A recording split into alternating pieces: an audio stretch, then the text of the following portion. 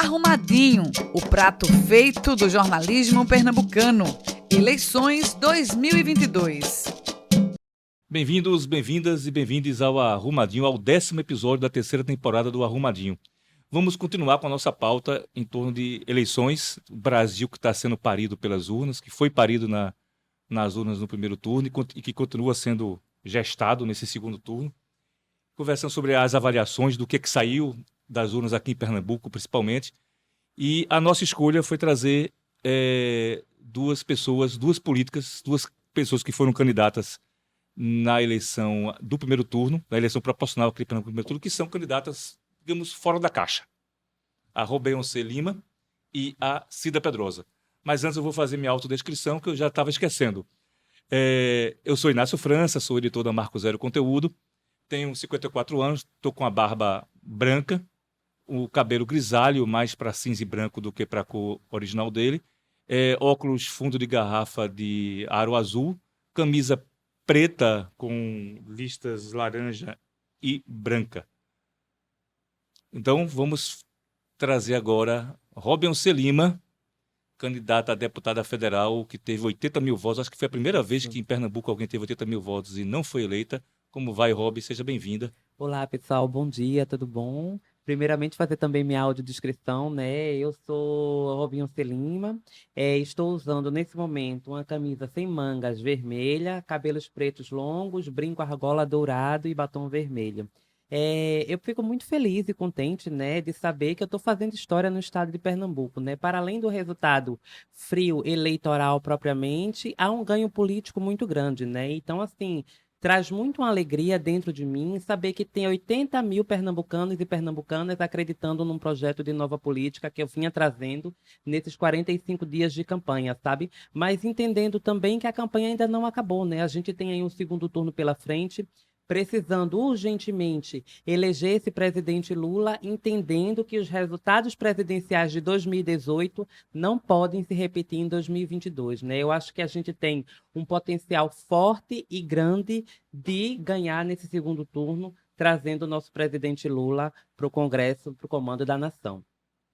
Bom, se alguém tem alguma dúvida que Robeyoncé é uma política fora da caixa, além dos 80 mil votos e que não deu para elegê-la, Sim. Por conta da federação partidária e do coeficiente eleitoral, ou melhor, o coeficiente eleitoral que a federação partidária não alcançou, ela é advogada, é a primeira travesti que foi aprovada no exame da OAB, que recebeu carteira da OAB, que usa o seu nome social, e foi a primeira candidata travesti, a candidata a deputada federal em Pernambuco. Isso, me formei em Direito pela Universidade Federal de Pernambuco, né? Me tornei advogada, a primeira advogada travesti negra do Estado, compondo, inclusive, a Comissão da Diversidade Sexual e de Gênero, a Comissão da Igualdade Racial e também a Comissão da Verdade sobre a Escravidão Negra no Estado de Pernambuco, da qual eu sou vice-presidenta.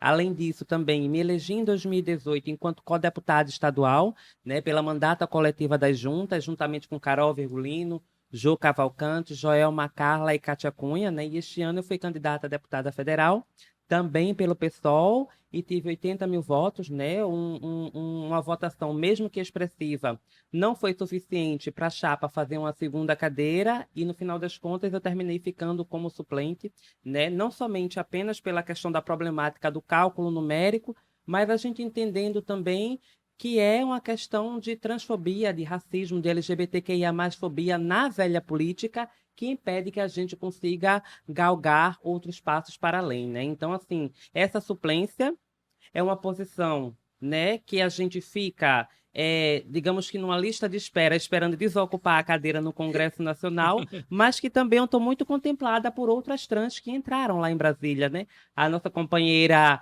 Duda Salabert, né, que era vereadora por Belo Horizonte e agora vai ser deputada federal, e a companheira de partido também, Erika Hilton, que já era vereadora em São Paulo e agora vai estar lá em Brasília compondo a bancada no Congresso Nacional. A outra convidada de hoje também é uma política fora da caixa. Cida Pedrosa, do PCdoB, vereadora do Recife, no primeiro mandato dela, Cida é poetisa. Na verdade, eu conheço Cida há um bocado de tempo, eu a conheci como poetisa, como advogada e poetisa. Mas não é qualquer poetisa, é um dos principais nomes da poesia brasileira, foi livro do ano do Prêmio Jabuti em 2020. Em plena campanha eleitoral, ela conseguiu a proeza de escrever, de publicar um livro que foi considerado pelo Prêmio Jabuti, que é o principal prêmio literário do Brasil, o livro mais importante lançado em 2020, e pasmem, depois de exercendo o mandato, ela já está escrevendo o segundo livro em pleno exercício do mandato. Eu não sei como é que Cida consegue. Bem-vinda, Cida Pedrosa. Oi, Inácio. Obrigada pelo convite. Uma honra enorme estar aqui com o Rob. A vocês que estão nos ouvindo e vendo, eu sou Cida Pedrosa, eu tenho 58 anos. Estou com um vestidinho todo aplicado de rosinhas. Ele é bege, tem 2 rosas vermelhas. Ele é feito por Mariá, uma das nossas artesãs de Caruaru. Eu tenho um terço no meu pulso, porque minha irmã Isabel, que acredita nessa história toda, disse que era para proteção quando eu me elegi vereadora. E eu coloquei por conta disso. E é isso, eu estou aqui com muito carinho. Massa. Cida foi candidata a deputada estadual, também não ficou entre as eleitas, apesar do PCdoB ter conseguido eleger um nome, o João Paulo Costa. Não é isso? É. Elegeu. Pronto. Bom, vamos lembrando a vocês que estão nos ouvindo e vendo pelo YouTube que a Marco Zero, conteúdo responsável pelo Arrumadinho, é um coletivo de jornalismo independente que não recebe patrocínio, anúncio de seu ninguém, nem ente público, nem ente privado, e que por isso depende da doação e da contribuição, que também é um compromisso político de quem nos lê, de quem nos assiste. Se você é uma dessas pessoas, considere a possibilidade de nos apoiar, seja acessando a nossa página de doação, seja através do Pix que está aí na tela, que é uma forma bem mais direta. Nós precisamos de recursos para continuar fazendo jornalismo de qualidade, ampliando nossos projetos e produzindo conteúdo sem parar, praticamente diariamente, vários conteúdos por dia, inclusive o Arrumadinho. Bom, vou começar com o Rob, porque eu tenho uma pergunta que eu preparei aqui para Rob, Cida. Rob, Vamos lá. 80.732 votos. Você conquistou esses votos com lacração ou com conteúdo? Foi com conteúdo. Uma pessoa que chega, né, nas redes sociais para dizer que meu voto foi somente lacração é uma pessoa que nem sequer me conhece, né? Não sabe da minha história de luta, da minha história de resistência, não conhece o meu projeto político,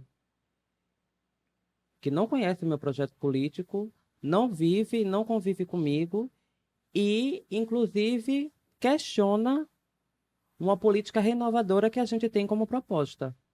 Então, assim, no limiar, eu posso até dizer que foi uma conduta transfóbica. Né? Uma candidata trans que teve 80 mil votos, chegar outra pessoa, botar nas redes sociais, dizer que minha campanha foi de lacração, se isso não for transfobia, eu realmente não sei o que foi. Né? Se isso não foi com transfobia, eu realmente não sei o que foi. Me direcionei ao partido, né, do qual a candidata faz parte, exigi providências do partido em relação a essa conduta, que, na verdade, no final das contas, também termina servindo, Cida, como um instrumento para a direita, de deslegitimar nossas pautas. Né? Então, assim, a direita vê uma candidatura de esquerda atacando outra de esquerda é um prato cheio. Sim. É um prato cheio. E isso me preocupa nesse cenário de segundo turno.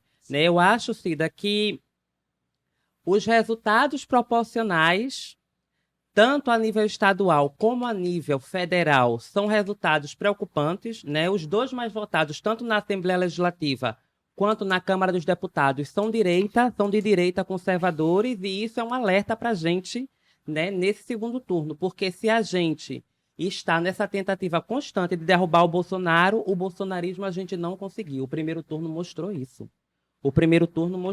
Seja na Assembleia Legislativa, seja no Congresso Nacional, na Câmara dos Deputados. A gente ter 2 candidatos mais aprovados ou mais votados a nível estadual e federal, sendo de direita, já é um sinal que a gente deve estar atento e abrindo os olhos para essas questões. Então, o negócio é a gente não vacilar.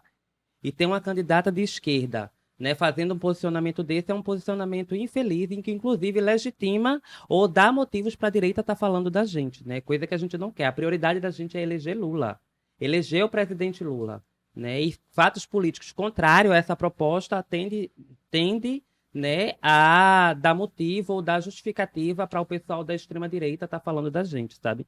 E aí eu conversei com o Partido dos Trabalhadores, exigiam a retaliação, exigiam uma nota, né, em relação a tudo isso que aconteceu comigo, porque é uma situação que realmente é deprimente, né? É deprimente escutar isso de uma candidata que eu jamais esperaria, né, que fosse se pronunciar dessa maneira, né? Eu esperaria de alguém de direita, mas de alguém de esquerda eu não esperaria realmente.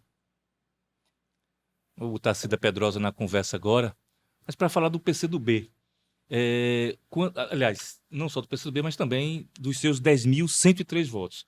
Eu lhe acompanho tanto na sua carreira literária quanto na vida política já há algum tempo, e você ampliou o seu número de votos, e mais do que isso, né? Você foi para a batalha, foi para a luta pela disputa do voto mais uma vez, pela disputa política mais uma vez.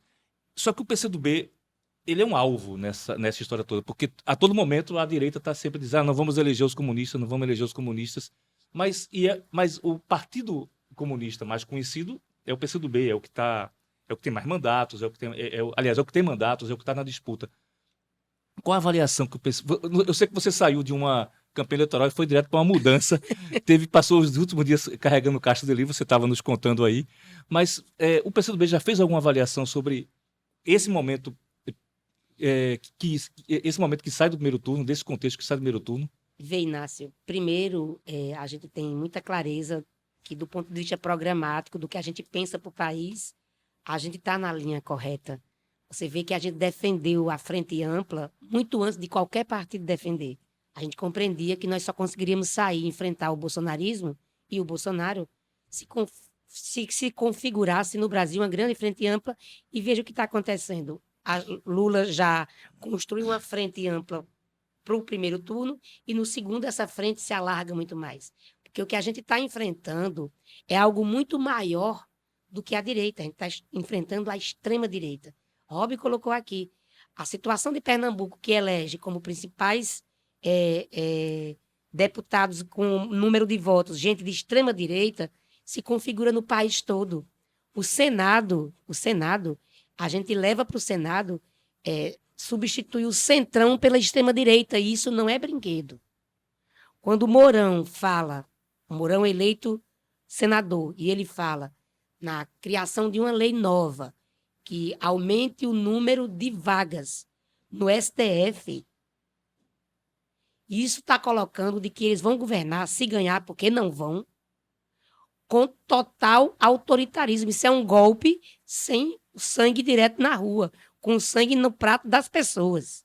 Porque se você tem uma maioria no Congresso, eles fizeram maioria no Congresso. Embora a esquerda, principalmente a esquerda que pensa representatividade, acho que Rob colocou aqui muito bem, 2 mulheres trans eleitas, 3 mulheres trans eleitas nas Assembleias Legislativas do país. A Dani Balbi, que é do meu partido, se elege com 65 mil votos, deputada estadual no Rio de Janeiro.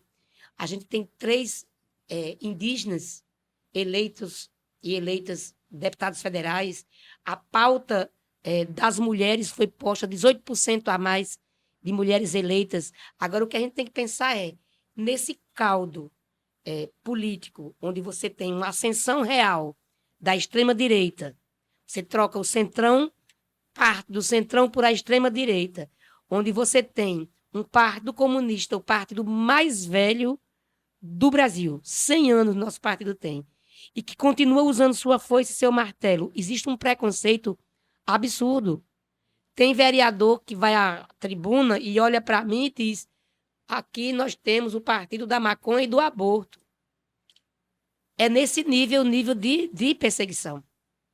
Então, assim, quando a extrema-direita avança, o ódio aos comunistas cresce em igual teor. Em igual teor. É tanto que, quando pensam nos outros partidos de esquerda, dizem eles são comunistas. Exatamente. Eles são comunistas, como se a pecha de ser de esquerda é ser comunista. Eu sou poeta, faço uma campanha feito hobby, uma campanha do voto difuso. Eu tenho algumas comunidades que eu acompanho, mas isso é uma coisa muito pequena, da luta pela moradia, né? Da luta pela reforma urbana, mas o nosso voto é difuso. E esse voto, aí você tem a votação numa poeta, a votação numa mulher travesti, E isso mostra uma coisa que é a discussão de representatividade. Eu acho que o que mais, para mim, fica muito, muito, como é que eu posso dizer? Eu não quero dizer claro, como eu digo, Robin. Eu não quero Negritado. isso. Fica negritado que, vou dar um exemplo, meu sobrinho Fernando Botelho votou em Robin.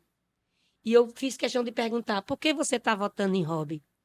E ele respondeu de cara, porque a gente precisa de representatividade. Isto não é o voto da lacração, ele é médico, ele não está ligado à luta LGBTQIA+.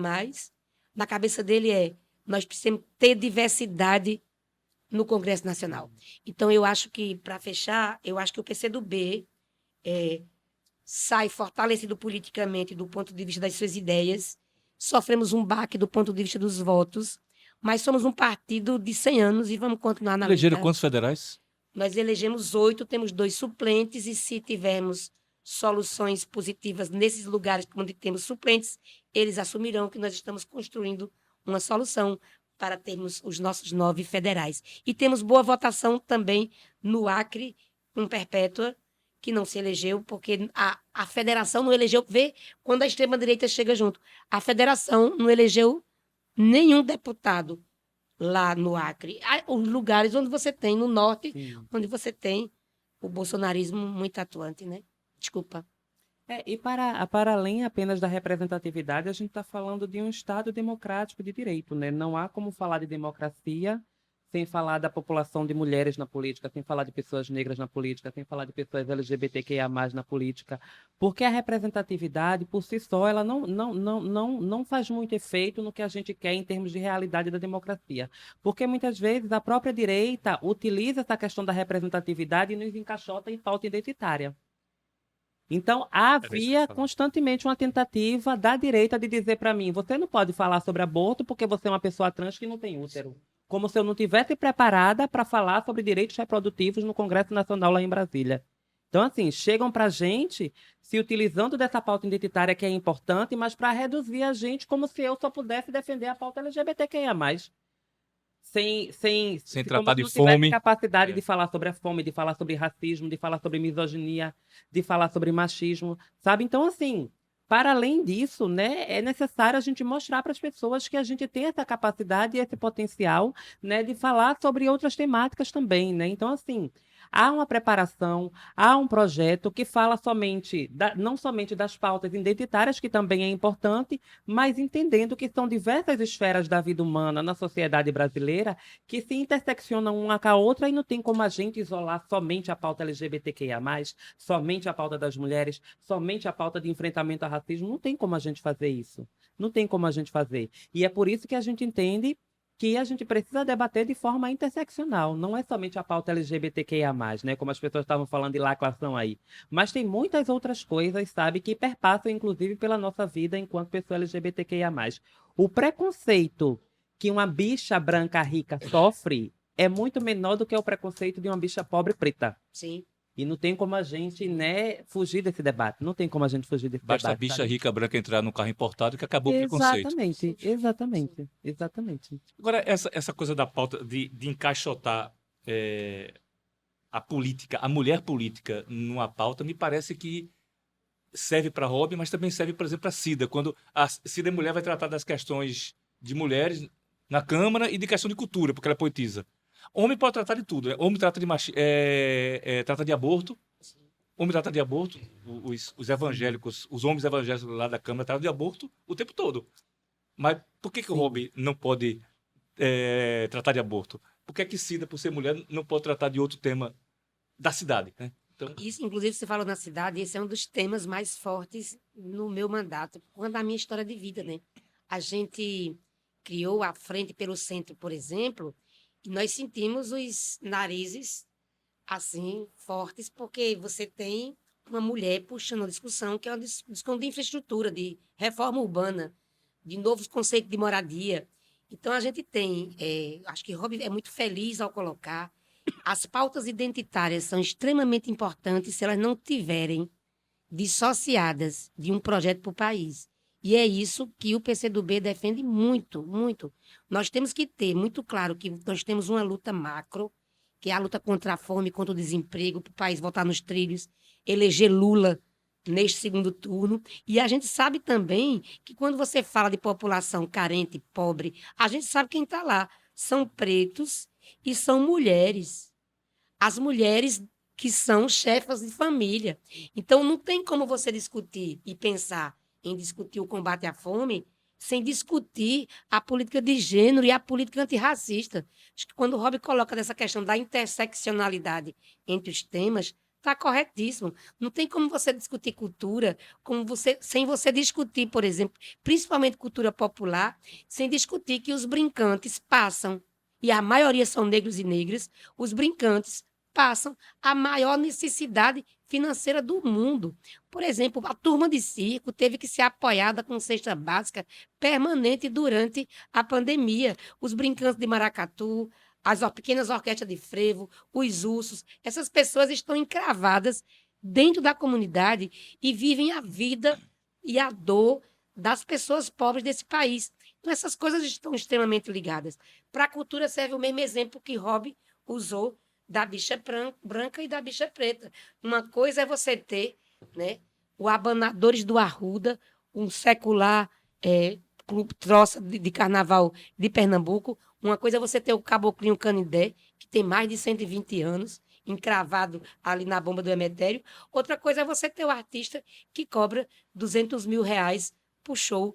Não estou falando que está errado ele cobrar 200 mil reais por show, não, de jeito nenhum. Eu estou falando é que são faces complexas de um mesmo cenário, sabe? Não dá para poder você simplesmente padronizar. Ambas falaram aqui de um fenômeno dessa coisa do... Aqui em Pernambuco, Lula passou de 60 e poucos por cento dos votos, nem me preocupei em ver quanto foi, mas... 65%. 65%. Não importa isso para o raciocínio, mas que foi mais de 60% dos votos, assim, uma votação muito expressiva. A vinculação com Tereza Leitão, elegeu Tereza Leitão, entre Lula e Tereza Leitão, uma vinculação fácil de se fazer, elegeu Tereza Leitão, e nós tivemos, entre os deputados estaduais e federais, os mais votados evangélicos de extrema-direita. Aí é uma pergunta, por que isso acontece? O que é que vocês conseguem interpretar disso aí, desse resultado? Como é que isso se dá? Porque o mesmo estado que elege Tereza Leitão, Lula, blá, blá, blá, elege essas pessoas.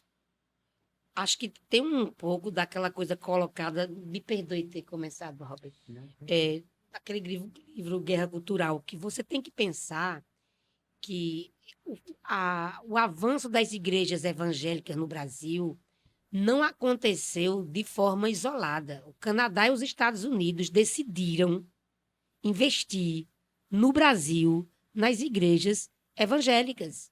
Então, quando você... Estava conversando com uma irmã minha ontem que fez uma caminhada evangélica por aí na década de iniciozinho de 90.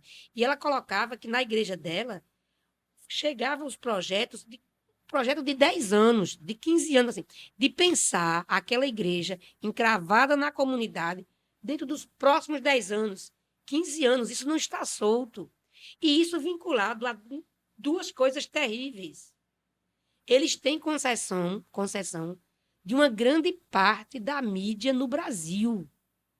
Então, você junta um povo necessitado, a violência crescendo nas comunidades, uma ausência do Estado enorme nas comunidades. Em todo canto, uma igreja evangélica nasce a cada dia. Muitos pastores sem formação teológica. Vira pastor. Oi. Sem formação teológica. E aí, isso é um prato cheio, isso é um caldo de cultura, um prato cheio para eleger esses representantes. Deixa eu colocar uma coisa para você que eu acho que vale uma reflexão. Michelle Collins se elegeu? Me parece que não. Não. Ela não se elegeu. Quem se elegeu? A turma mais radical ainda do que ela. Do conservadorismo e do credo evangélico. Então, essa coisa dos evangélicos, das armas de Bolsonaro, do bolsonarismo, do crescimento da extrema-direita, das fake news, da mamadeira de piroca.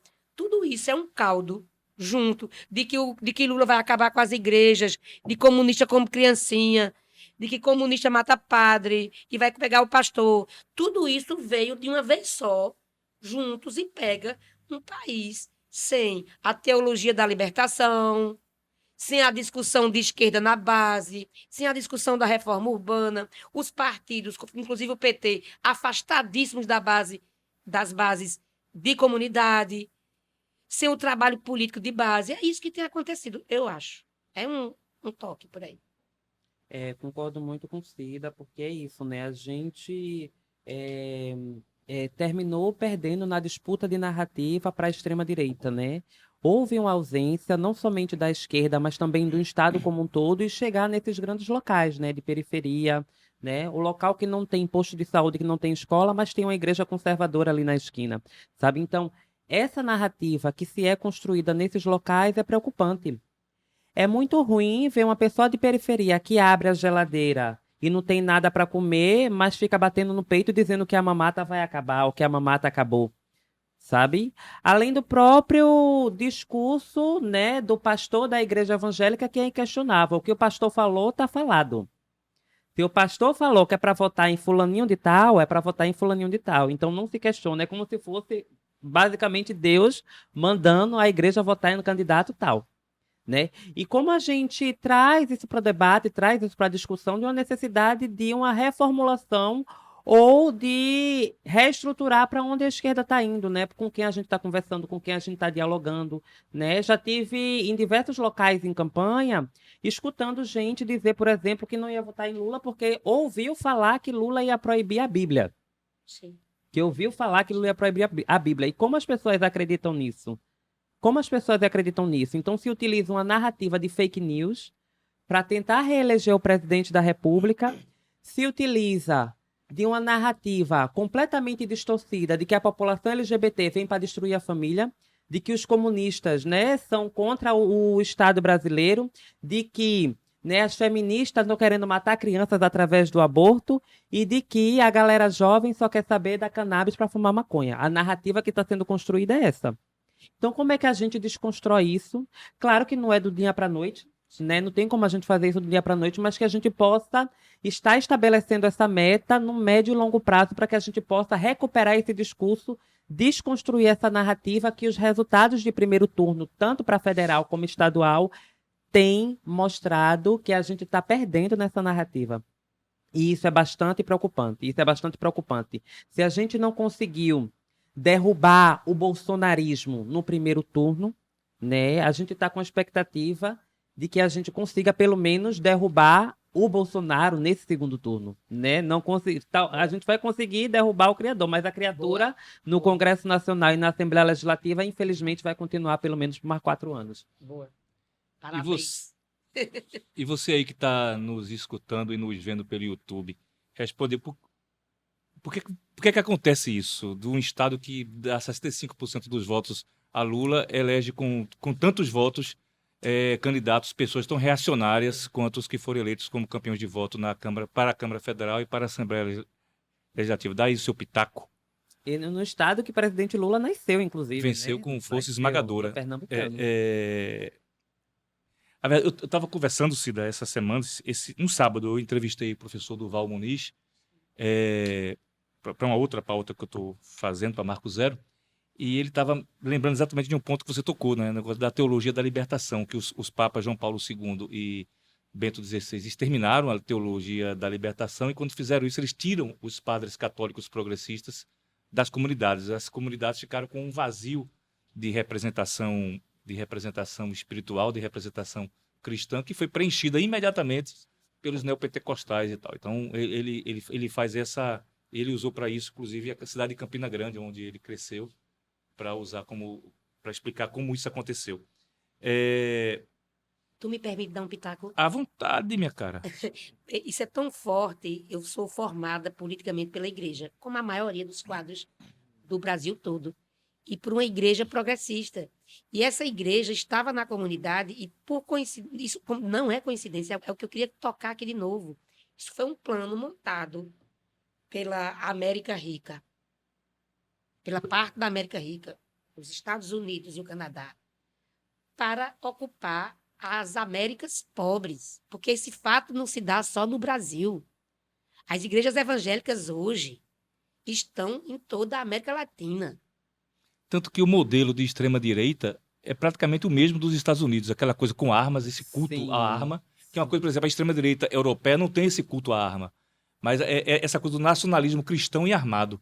Isso é é um o projeto. mesmo padrão do Partido Republicano americano. Quando eu lá. falo isso, ficam me chamando de dinossauro comunista, que tudo a gente vê como se os Estados Unidos estivessem no comando, mas Sim. a gente não pode se afastar disso. E quando a gente se afasta de conjuntura econômica, de pensar de que os opressores continuam nos oprimindo, e encontraram formas mais sofisticadas de opressão, porque isso é uma forma sofisticadíssima.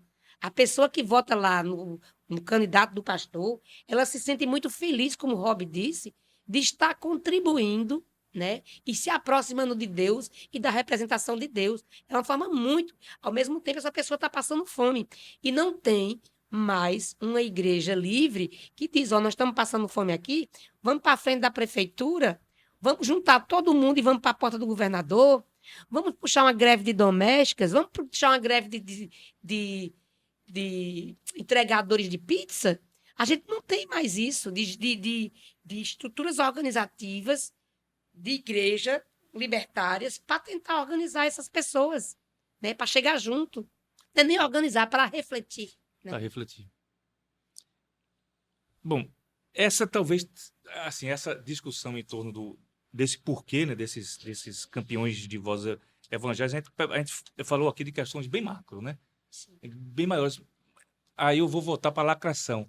Mas será que não falta um pouco de lacração para a gente de esquerda, não? E aí não é pejorativo, assim. É essa coisa do... São duas coisas. Tanto a lacração, entre aspas, quanto... Na verdade, é perceber uma coisa que Rob percebe. Eu lembro que Rob fez um videozinho sem nenhuma produção, que deu... Quando eu vi a última vez, estava 700 mil views.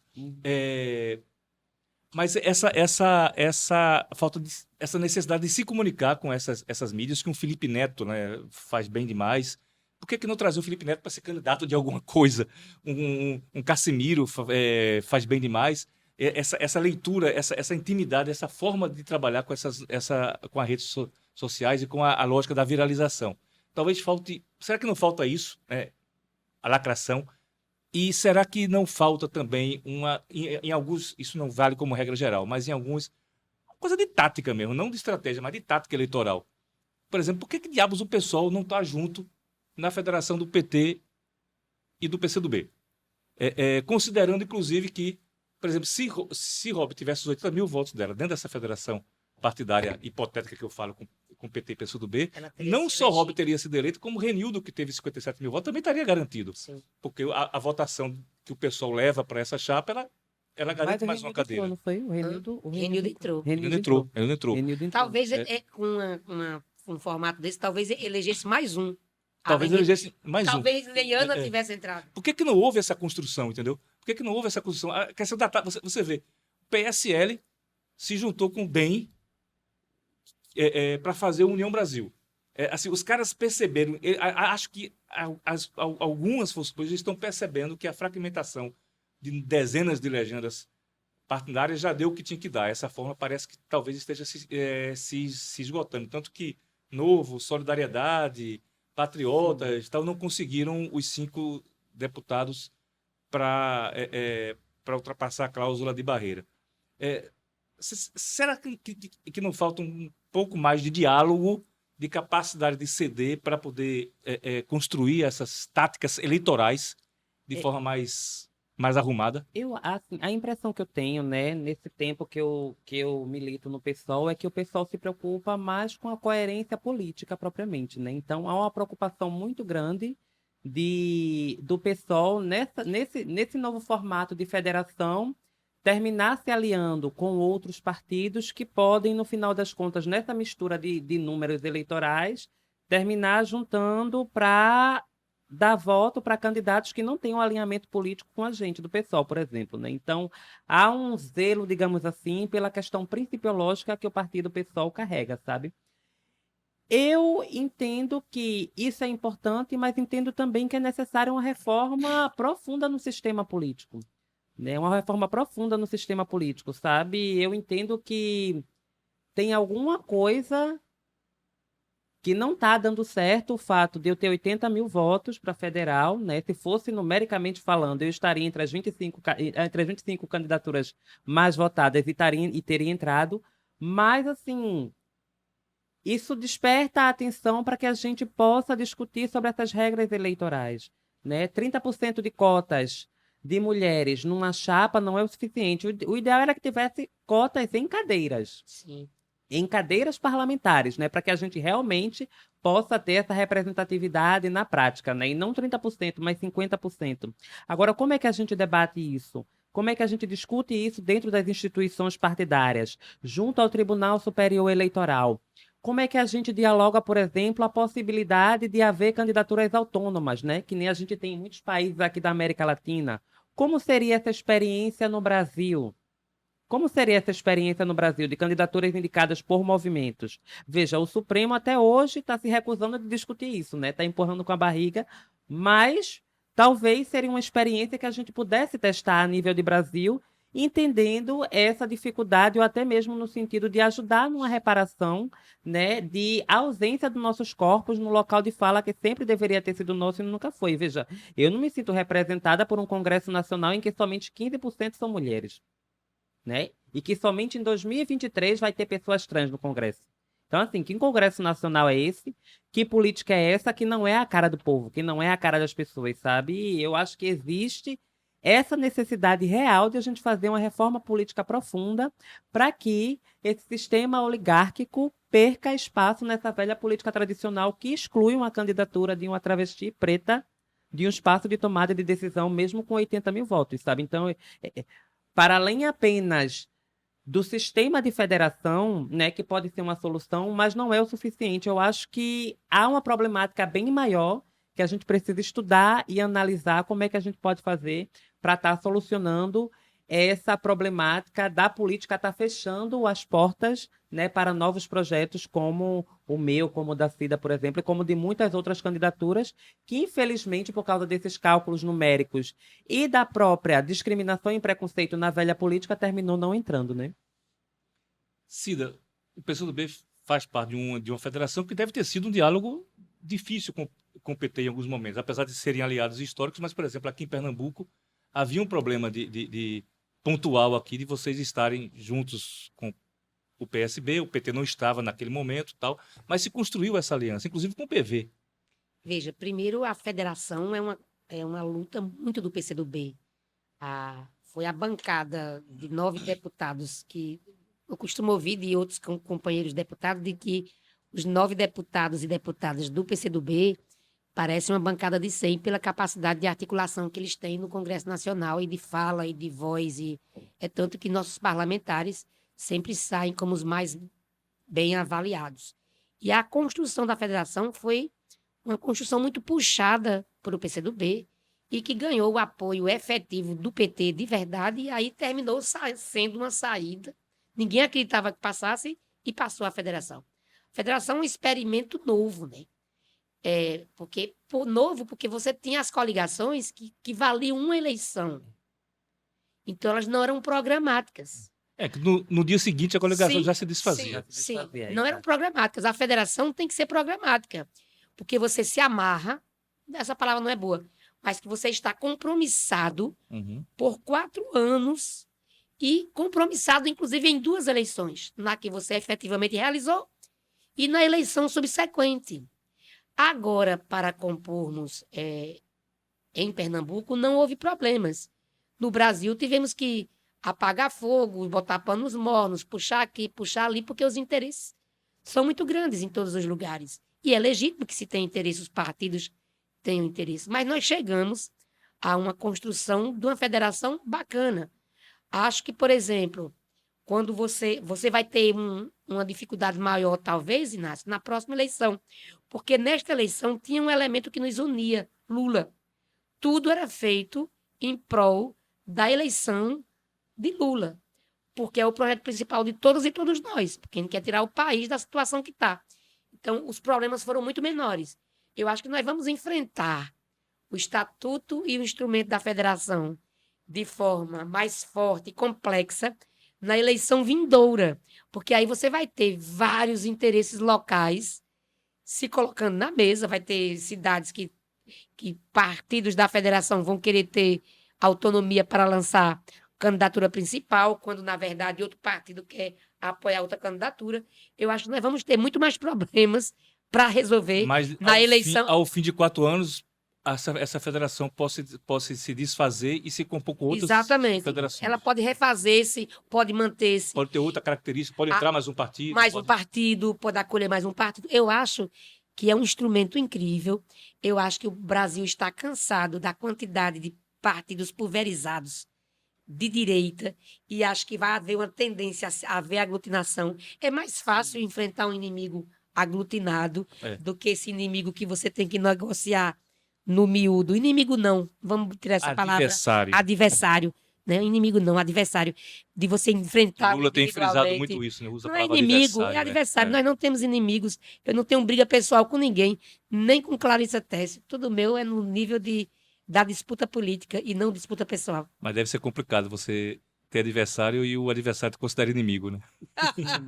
Isso é. Eu acho que a federação também tem uma estratégia boa para partidos pequenos que estão prestes a deixar de existir para continuar existindo, né? Então, assim, partidos muito pequenos terminam se utilizando da federação como uma estratégia para se manter existente ou para se manter vivo ainda, sabe? E isso fala também dos próprios votos que essas candidaturas à federal tiveram dentro dessas legendas, né? Porque partidos muito pequenos são cruciais que tenham candidaturas federais, principalmente de mulheres, né? Porque o voto das mulheres candidatas federais se conta em dobro na hora de distribuir recursos para a próxima eleição, né? Uhum. Então, para além disso, também há uma estratégia fria, digamos assim, de muitos partidos políticos que terminam recorrendo à federação para poder minimamente sobreviver e ganhar um recurso lá de Brasília do Tribunal Eleitoral.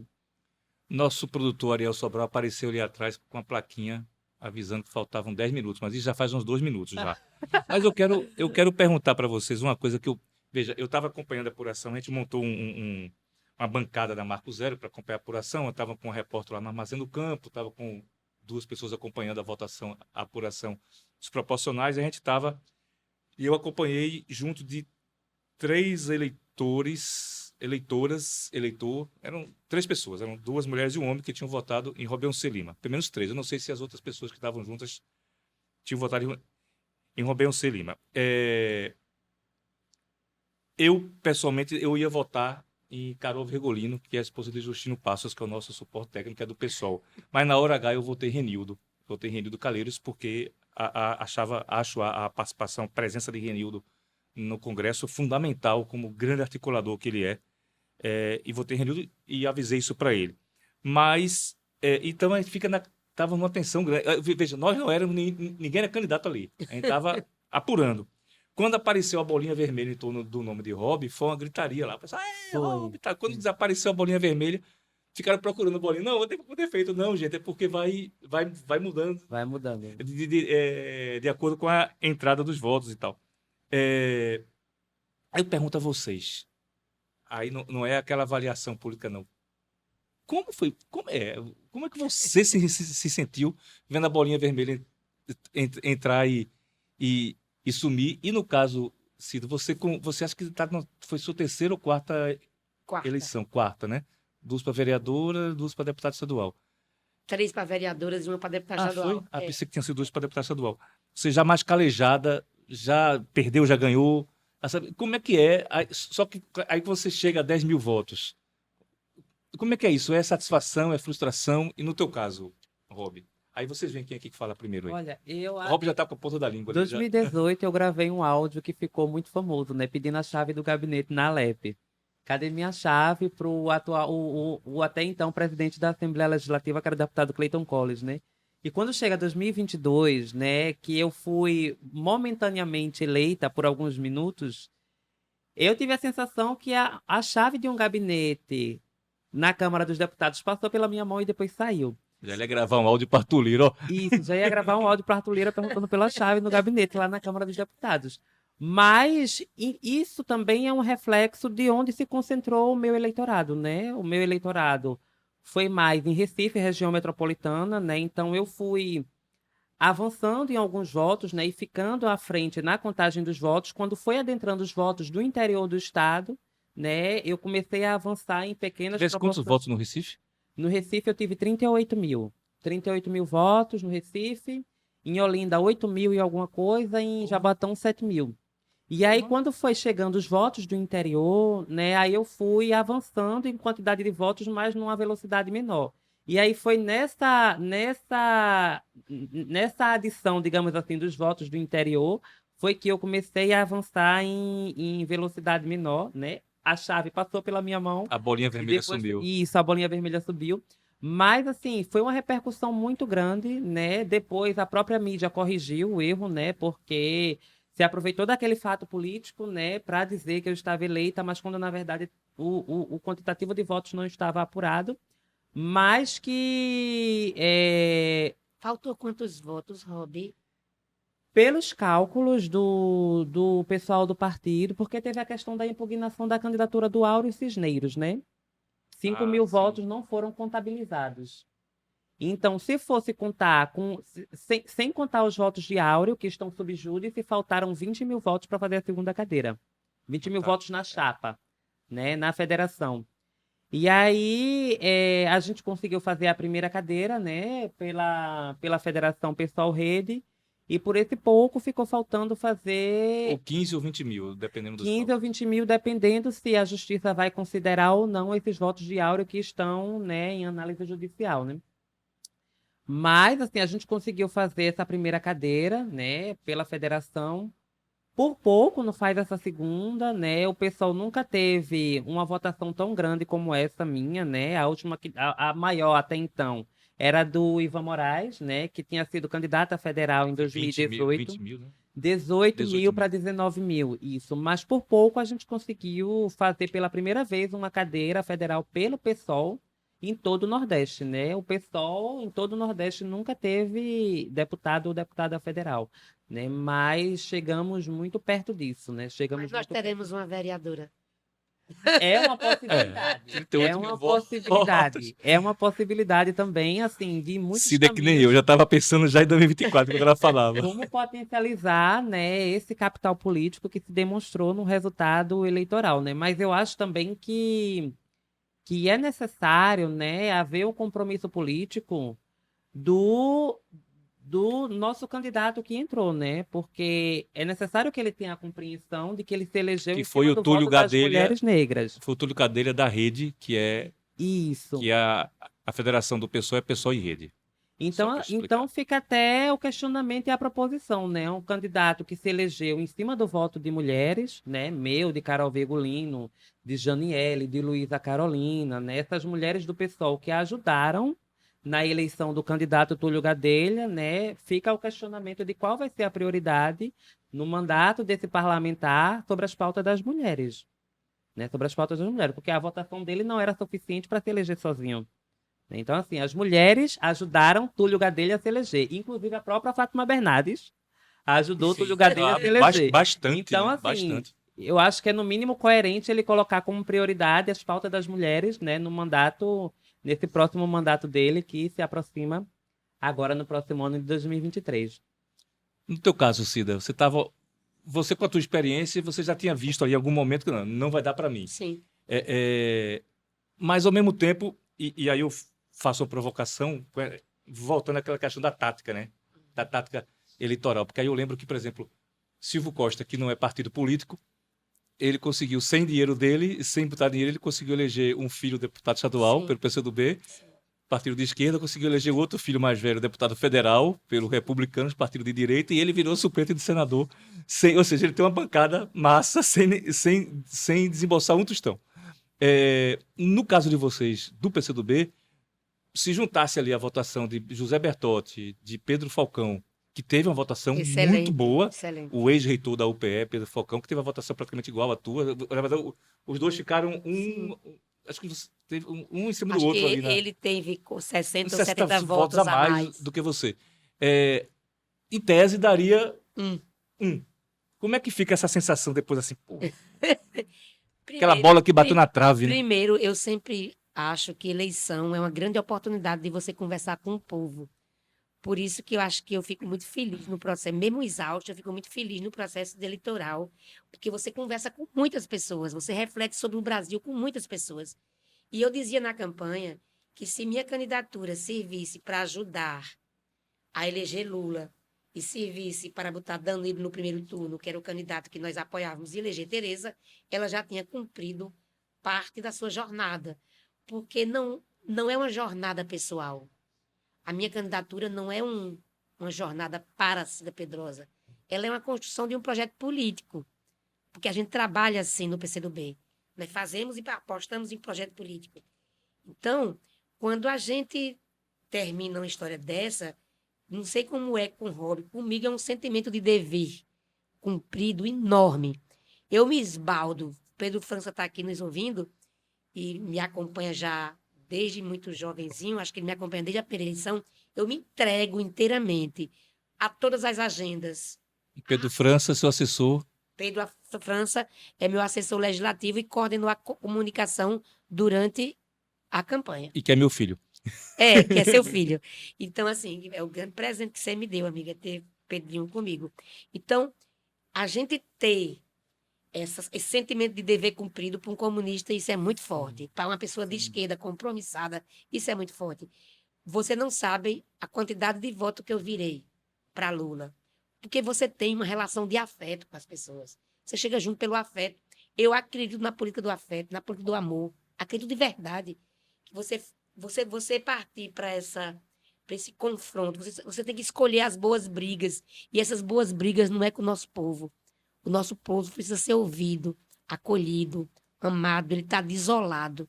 Então, é desse povo. Eu pego boas brigas com quem teve excelentes oportunidades para poder estar ali na briga. Mas eu não pego boas brigas com o povo. Com o povo, eu acolho. Por isso que eu não aceito dizer que o povo não sabe votar. Por isso que eu não aceito dizer que a escolha dos votos da esquerda foi pela lacração, por isso ou por aquilo. As pessoas escolhem seus votos a partir das condições dadas. No caso do voto de Rob, eu acho que é um voto da necessidade que todo mundo está sentindo, de esquerda ou até liberal de direita, porque tem isso também, de que a gente precisa de representatividade, porque o Congresso Nacional não pode estar, as casas legislativas não podem estar só com homens brancos, cis e ricos. É isso. É isso. E eu tenho também esse mesmo sentimento, né, que Cida fala, de que a gente termina o primeiro turno, porque ainda tem o segundo turno, né, mas terminamos o primeiro turno de eleição com a sensação de trabalho bem feito, né?